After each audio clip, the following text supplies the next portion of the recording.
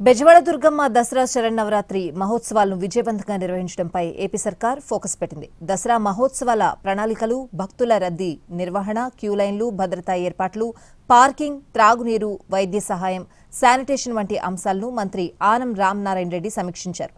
అన్ని విభాగాలు పరస్పరం సమన్వయంతో పనిచేసి భక్తులకు ఎలాంటి ఇబ్బందులు కలగకుండా చూడాలని సూచించారు. అమ్మలగన్నయ్య అమ్మ ఆ మహాశక్తి విజయవాడ దుర్గమ్మ దసరా శరన్నవరాత్రి ఉత్సవాలు అంగరంగ వైభవంగా నిర్వహించేందుకు ఏర్పాట్లను వేగవంతం చేశారు అధికారులు. దేవాదాయ శాఖ మంత్రి ఆనం రామనారాయణ రెడ్డి అధికారులతో సమన్వయ సమావేశం నిర్వహించారు.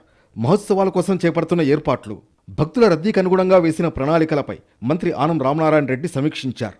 భక్తులకు ఎలాంటి ఇబ్బందులు తలెత్తకుండా అన్ని విభాగాలు సమన్వయంతో పనిచేయాలని మంత్రి దిశానిర్దేశం చేశారు. సెప్టెంబర్ 22 నుంచి ఇంద్రకీలాద్రిపై దసరా శరన్నవరాత్రి ఉత్సవాలు వైభవంగా జరగనున్నాయి.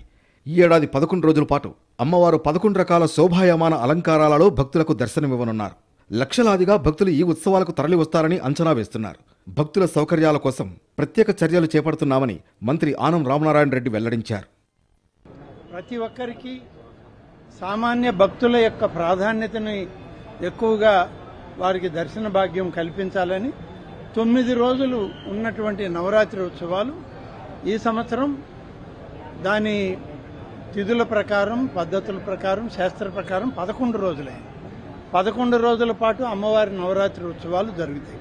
దీన్ని విజయవంతం చేయడానికి ఇప్పటికే కొన్ని నిర్ణయాలు తీసుకున్నాం.